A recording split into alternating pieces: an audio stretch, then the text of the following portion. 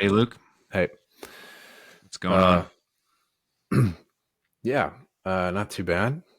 Not too much. So my You kind gonna of look at my poster up here? yeah, I really liked it. You said your mom got it for you. She That's did. the vibe that she got when watching when watching a few episodes of this podcast. That's Death and right. Money. Pretty fitting, I think. The root of all evil. We did think about calling ourselves like what, Death and Podcasts or something. Yeah, deaths. Taxes and Some kind of Podcast. play on death and taxes or something. Yeah. So she got the vibe pretty. And our logo's a little ominous. That's true. I wanted to also mention just after the last episode, I think my wife's thinking that we should be ready to market this thing. I think we've taken a step out of, and I wanted to get your opinion too. Obviously, I think we've crossed over from like development into marketing. Like, do you think this is a product that's worth sharing? Start basically going on X and like replying to people. Yeah, we do need to do that. You think we're ready for that? I think we're there. I Before think we we're get ready. to the point where we're paying marketing programs through Facebook or Oh yeah, something yeah. That's like not what I that. mean. That's not what I mean. I don't mean any Yeah, money we do thing. I need to just get mean that like X actually account up. trying to like Mm-hmm. tell your friends and stuff. All right, decision made. Yeah, let's do it. All right. Let's try it. Let's try it at least. Another. Let's start just with one. I think right now we do have an X account. Mm-hmm. 0. I think we have 0 followers. I don't even follow that account. Right. we're at a solid 0. So it'd be exciting just to get one. But at the same time, I don't think we posted anything. No, we post stuff. We put the episodes. So like the few episodes that we had recently, we put it up there. But we're not like going into replies. I think our replies are still 0. Yeah, we both got to get into it and just start. Yeah, volume. I guess giving it's like a some hot numbers takes game. that we might talk about. It's a numbers game. Here. But what did you what happened over the last week in terms of finance, macroeconomics, fiscal policy, monetary policy? Yeah, this is a bit of an exciting time, to say the least, across all those different areas: politics, macroeconomics, fiscal policy, all these things. There's I think last year, like 2024, like there was the most elections ever in a year or something like that. Just a time of great change. Like not only elections happening, but shifts in political sentiment, obviously in the U.S. And another big one that actually just occurred. Oh, cool. Anyway, so the big change. But that's not... So based off one of the recent topics we talked about, a little bit of drama in Canada. Yeah. And then just about a week or so after that, maybe 2 weeks or so after that, lo and behold, he's out. And, it kind of was precipitated by some level about tariffs. On another level, it was a longer running thing of, losing political support. But the main thing was that resignation that we talked about of his finance minister. And a lot of that was really about how to handle tariff policy. So this is just the next chapter in the saga of this tariff policy that Trump's driving a lot of change, and he's still not even in office. And so this was January 6th, 11 a.m. or so. And so, of course, we got an hour and a half later. Many people in Canada love being the 51st state. I know. I talk to him all the time. The United States can no longer suffer the massive trade deficits in caps, and subsidies also in caps, that Canada needs to stay afloat. Justin Trudeau knew this, and he resigned. If Canada merged with the U.S., there would be no tariffs, tax would be way down. They would be totally secure from the threat of the Russian and Chinese ships that are constantly surrounding them. Together, what a great nation it would be. Yeah. So, I mean, just aside from the funny rhetoric, as soon as this happened, he just jumps right out there and just starts dancing on the grave too, and then pushing the 51st state again. So I'm not going to touch that one for now, but you should effectively help. I would want to see like what the logistics is. I mean, is it even has it ever happened before? I know a lot of countries Well, I mean, split. And I guess you like yeah. how many if you look at like the broad history of um the world civilization, I feel like the number of countries is increasing in general, not decreasing. There's a lot more. Well, maybe that's another point of big change we got coming. Yeah. Trump's going to He just doesn't start mean it though. What consolidating. do you think he's actually playing at here? He doesn't mean it, right? He's not serious. Like we first say that, no, it's a nice joke, but then he keeps running with it, and you're like, okay. That's why I think there is, a very real degree of, I don't know how serious it is, but it's not a total joke anymore. I mean, he like, so this was like 2 weeks ago now. Feels like, or barely like a week and a half. It feels much longer, but he hasn't said anything about the 51st Canada state recently, but he has been making some headway on Greenland. I don't have anything pulled up on this at the moment, but that was one where, like, at first people were like, there's no way, it's never going to happen. And then, like, some of the headlines last week was like, Danish prime minister opens to open to conversations with Trump about the future of Greenland. And then Greenland itself was like, we don't want to be the U.S., but we want to work with you. So it's like they're a half step away to saying, whatever you want to do is what it feels like. So maybe he tests it out with Greenland and then tries the same playbook with Canada. Who knows? Canada's like 40 million people. California has about 38 million people. So we're like in the ballpark here. It's territorially, obviously it's big, but it's, I think there would be a lot more blue, certainly in the Senate. The other thing, like people assume here, is that we're just going to be the U.S. government like on top of it or something. Like there's no more Canadian government; they're all just going to leave anyway. But that's like naturally, right? They get 2 senators and a couple reps. As many as California. I mean, yeah, like it'd be like put that way, it'd be like a second California. And I guess put that way, yeah, just a very cold California. You would lose the House and Senate. So I don't know if Trump's playing off from political. I mean, he's gone anyway after the. But I mean, it's yeah, who knows? But so this one doesn't seem imminent. But on the threat of tariffs this week here, they're lost their prime minister, but they're still ready to fight here. So maybe this 51st state is a little further than we think. So it took them a little while, but now they're saying, think it is? What's that? How close do you think it is? A little further. Honestly, I just don't know. It's like Trump has done so many things through the years that at first people have said that's insane, that'll never happen, including him just becoming president. That at this point, like, I was going to ask for an example, but you're right. Just even being president is pretty cool. He's, like him or hate him, he already is just a pivotal historical figure. A lot of big changes happening, in Canada, a lot driven by tariff policy. And a lot of these things are fiscal decisions ultimately by the country. So it's a fiscal decision for the U.S. to come out with these tariffs in the first place. It's another one for Canada to respond by saying the same thing. And these are atypical times. And then something else I wanted to touch on, just in terms of so many things going on recently. Over in the UK last week, actually, they're in a very kind of a tight fiscal situation. Bond yields kind of, globally have been rising very, very quickly. And a lot of that is just tied to, just kind of simple economics. Governments keep issuing more debt, the price goes down.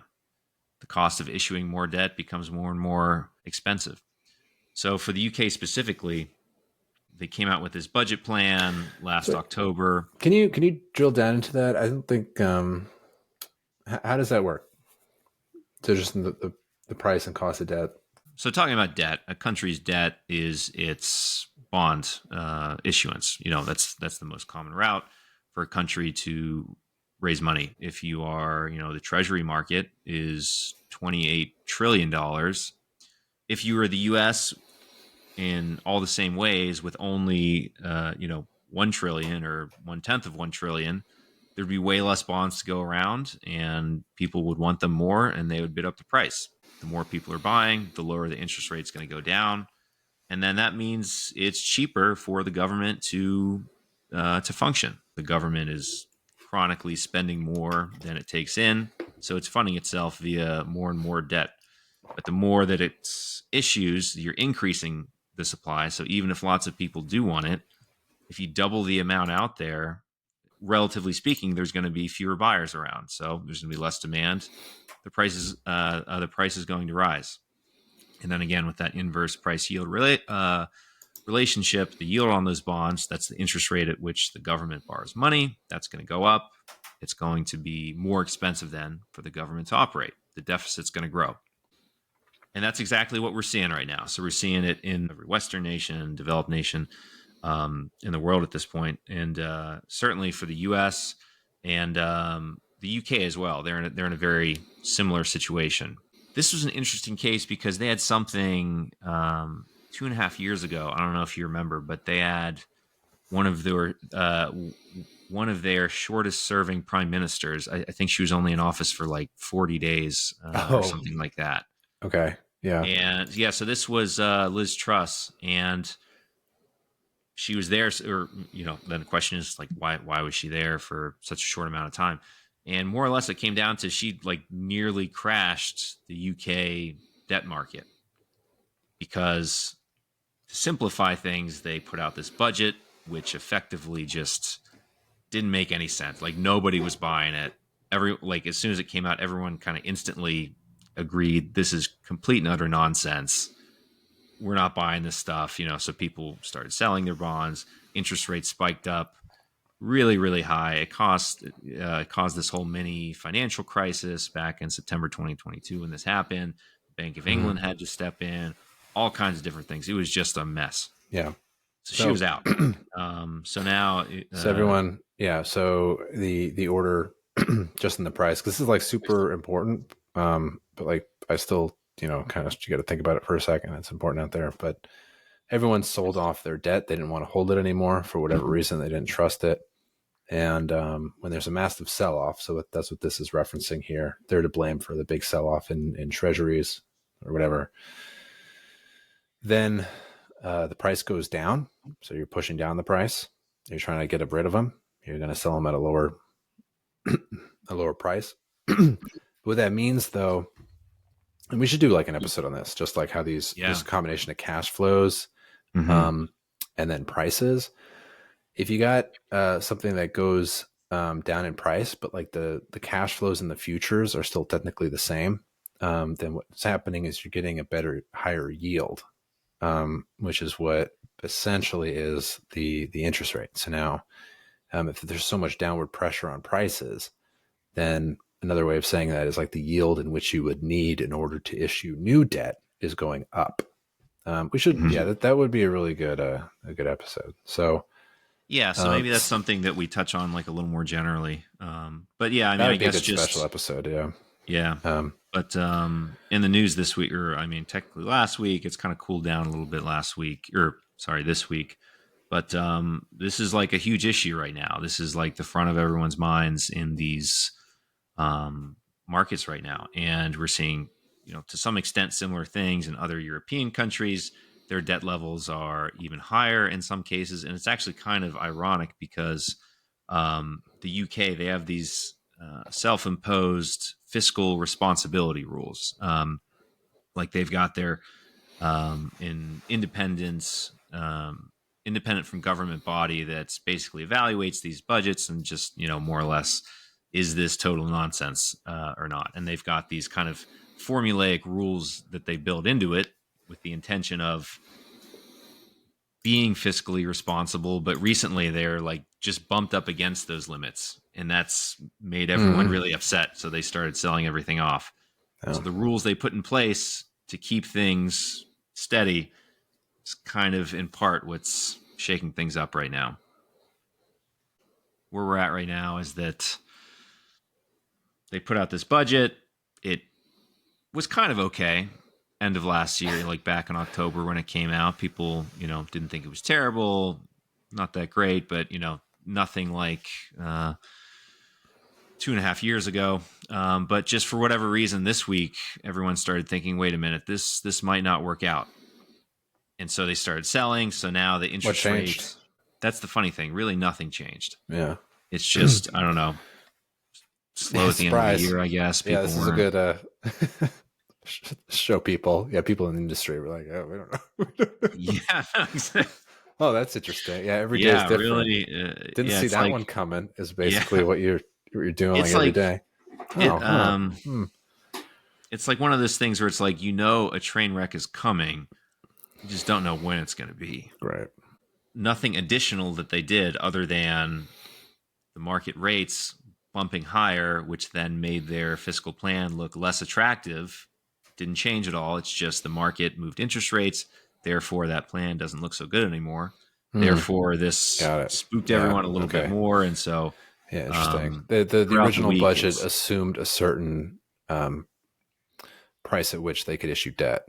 A certain. exactly. They built it with the intent, or, one of the things they did was within this budget, they said above our self-imposed limit, we'll have like 10 billion pounds of headroom. So look how responsible Oh. we're Okay. being. But And that just just by people getting a evaporated little away. spooked, yeah, it just totally evaporated. Now that gap is like zero or negative now, and everyone's just kind of waiting what happens next. So the next thing is that Reeves, this is the um, effectively like the person in charge of this budget. So she's due in March 26th to effectively address these issues going on right now. So we'll see in about 2 months. Will she be able to fix it, or are we going to have another very short-lived government over in the UK? Interesting. And then I guess final thing on just on the thread of current events and fiscal sustainability and all that kind of thing. So the other funny thing is that uh, on a debt to GDP basis, the U.S. is actually in a worse spot than the UK is, but it's generally accepted that U.S. Treasuries are far safer and just a better investment.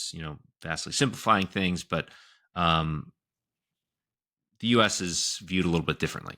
So today, Trump's nominated Treasury Secretary, he gave his he had his I guess what do you call it confirmation hearing today with the Senate. They asked him lots of different questions, and one of which was um, Elizabeth Warren actually asked him. She said, Would you do away with the debt ceiling?" Basically, Congress sets some absolute dollar level of total debt that the U.S. is allowed to take on. The path we're on, we just keep passing it, and every time we get close, the government just has to raise it again. And so nobody wants to raise it, and then Congress, they butt heads and argue, and in some cases, it's literally like the day before that you hit that deadline. They wait that long to pass it. So one of the questions that Warren asked him today was, would you get rid of that limit? Which is effectively saying there's now no guardrails. What did he say? He was in favor of keeping this limit in place, and he used the metaphor. He was like, "Well, you have a handbrake in your car, like your e-brake." Elizabeth Warren was like, "Well, we've never hit this limit anyway, this debt limit. So what's the point?" And he's like, "Well, I never had to hit my e-brake while I'm, speeding down the highway, and I hope I never do." So he expressed hesitation about the question, but Trump is in support of abolishing the debt limit, much like Warren is, which is kind of a funny thing nowadays. As an aside, Elizabeth Warren and Trump are starting to like agree on a few policy points, which is a totally different story, but just this very dynamic environment that we're living in right now. But on the debt ceiling, he ultimately had to acquiesce. The question was like, all right, well, if Trump really wants this, which he does, then what? He's like, well, then I would do it.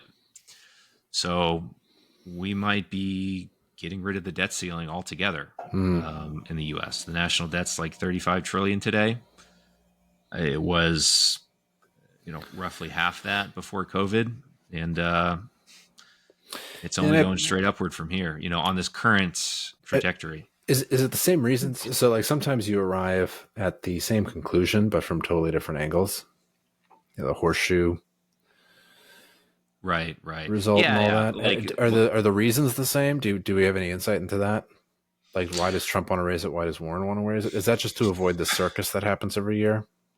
So there's definitely a part of avoiding the circus. If I had to guess, well, they might be wanting it for the same reason. Because, like, from Trump's perspective, he doesn't want to have to deal with that issue. It's kind of a silly issue. Like, in the first place, it's not a debate about what the budget should be. It's just a debate about, should we keep raising this thing? And it's really nothing material comes out of it until, people bicker for weeks and then they finally raise it. So there is an argument for getting rid of it in that regard. But then, just looking back, like, okay, now there's no limit at all. Like, I mean, we are living in a fiat currency environment. It kind of feels that way, but that's just another step forward to just, complete dislocation from, in contrast, like back before the 70s when we were on the gold standard, there was this like physical connection to, like, money had a physical counterpart in reality. Now it's like, it's the faith of the government, but we'll tell you we're not going to do more than this. And, next step, well, we're going to do as much as we want, I guess. So that's a little bit scary to think about, Well, I would think. But the other thing that's, you want to know my opinion, kind of a fiat currency. It used to be related to some physical thing. Now arguably it's even more. I mean, the physical thing, sure, gold. It's like, but why is that so valuable? Yeah, I mean, it's all it's like, arbitrary. It's all kind of arbitrary. But one thing that is not arbitrary is that the U.S. government will accept that dollar bill to pay its taxes, and if you don't pay it, then they're throwing you in jail. So the backing of fiat currency is that you'd be thrown in jail if you don't use it. Yeah. If you don't pay your taxes, that's what it is. That's what it's based. That's the that's quote unquote like where its value comes from. Mm-hmm. And for the U.S. dollar specifically, the other big point of value, which they talked about in this hearing, but it's probably a conversation for another day. The U.S. dollar is used globally. It's the reserve currency for the world, and it's been that way since the end of World War II. There's a lot of reasons why that happened. No one just decided one day we're all going to switch, but that's where we're at today. Doesn't look like that's changing anytime soon, but when these things change, it's typically seems like it comes out of left field. Last time this happened, the pound was the global currency. Before that, World War II happened. So just totally reset everything. But reserve currencies, that's another interesting topic. We should probably save for some other day. Cool. Well, thanks for the roundabout. At any rate, just wanted to bring up some of these things. I'm sure these are all going to keep changing over this year. That's not a bad idea. I think we maybe could give each other kind of weekly briefings. Come up with some things that are in your ballpark, and I come up with things in my ballpark. Mm-hmm. So that would be like treasury related banking stuff. Yeah. Pick out some good Trump tweets about it. You got some good Trump. Yeah, but markets in general. I mean, you're definitely more market side and more banking side. And then hopefully we can give each other teach each other, brief each other essentially on the previous week's stuff. Like, what are people talking about in the market space? And then I can brief you on what are people talking about in the, banking space. Mm-hmm. Maybe. I think that'd be a cool thing. I would do that. Yeah, I would look forward to doing that. Although admittedly, what do you guys think? So leave comments below. What you'd like to hear about. Yeah. All right. Well, cool, man. With that, thanks for tuning in again. I'm Joe. I'm Luke. Thanks for tuning in. Have a good one. Yeah. Root of All Evil podcast. For clicking it. See you next time.